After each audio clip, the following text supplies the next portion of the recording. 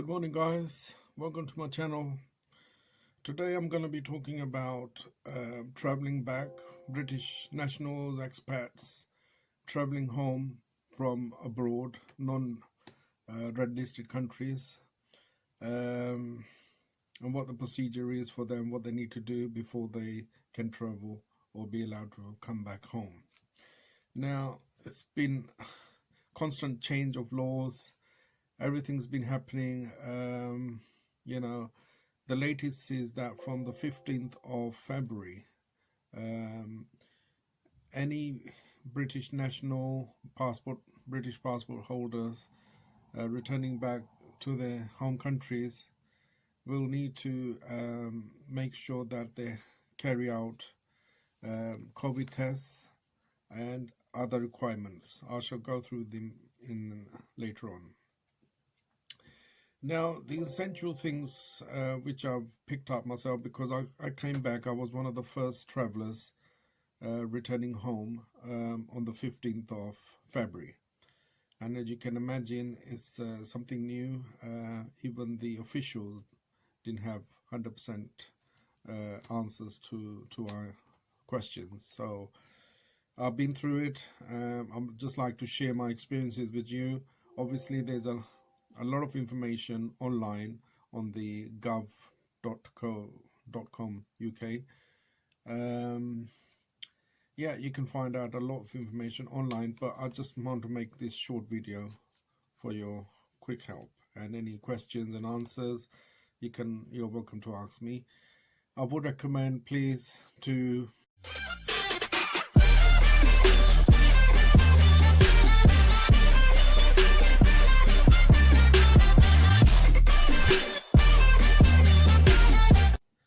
So the essential things, which as far as I'm concerned, are that you would have to have a mobile phone, a tablet or internet connection at the point of airport departure, where you would need to prove things to the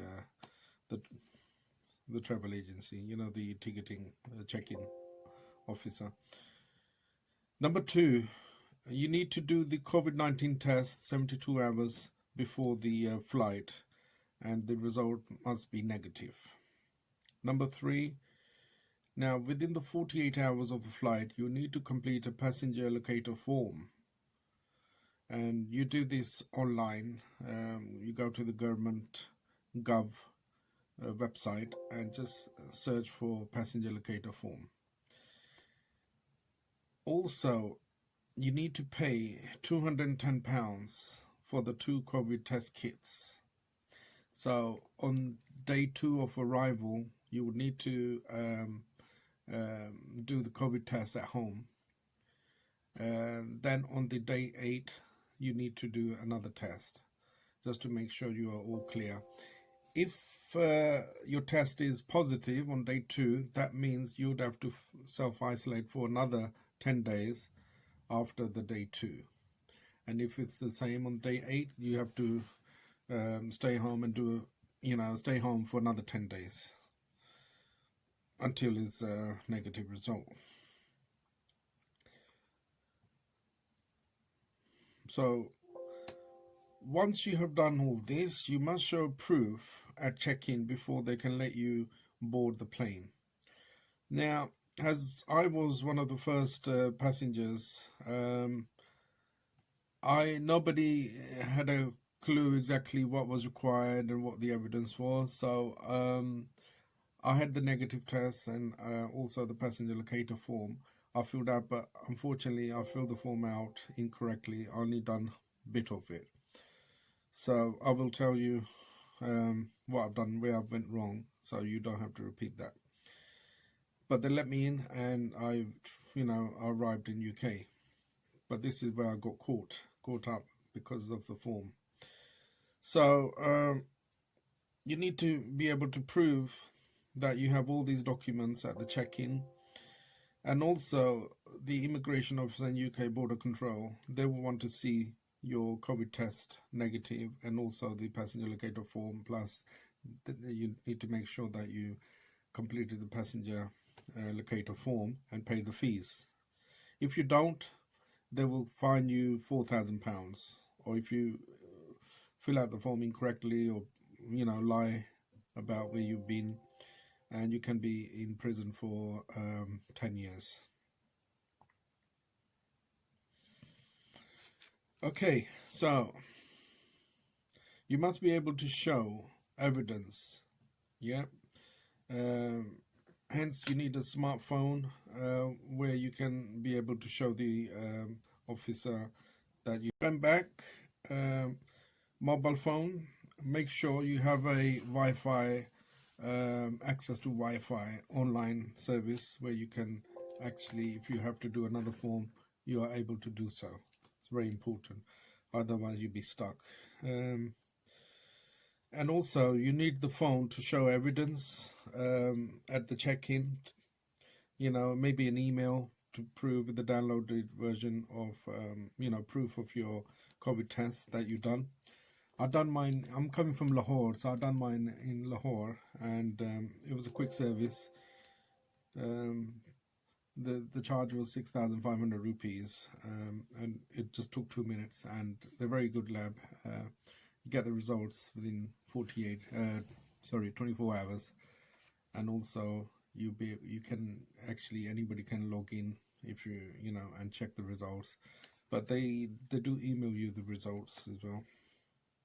So this is where you need your mobile phone, able to show the email confirmation. Also, you can take snapshots. Now, the other thing is, depending on which country you're going to and what the requirements are, I would contact the airline and ask them, which lab is acceptable for them. And then, you don't want to waste your money going to a wrong lab, So check the airline country of arrival of the requirements and recommendations. So within the 48 hours of your flight, you would need to complete the passenger locator form, which is done online. It's a 3-page form, so make sure that you actually complete the full form, because I didn't. I only completed 1 page, and it's got basic things: your name, address, your contact number, your address, passport. You need your passport dates, date of issue, things like that. Then once you do that, you need to press continue and update. Once you do the update, it will go further and ask you more questions. So because I never completed it full, and because it was unprecedented, nobody quite knew, even the officer, at the baggage, they didn't know what to do as well. So they accepted, they let me in. But however, there's 3 pages. Quickly, something like that. Once you complete it, you get a barcode. So again, basic things: name, passport number, date of submission. It will give you a reference number, email, contact. Make sure you give all your information correctly: passport number, date of issue, travel insurance, where you're going to be staying. Do you need to be self-isolated, or are you coming from red countries or not, or you need a hotel? This is where you have to answer the questions. And which operator you're traveling with, which airline. They want to know the flight number, what flight number, train or ship name, arrival, and also they want to know your seat number. You must provide your seat number if relevant, include coach number. Are you required to complete a COVID test? Yes. What is your booking reference? So this COVID test is actually the 2 tests when you arrive. Is the 2 tests you have to do on day 2 and 8. So you answer yes. And what is your booking reference number? This number you will get once you paid £210 for these 2 tests.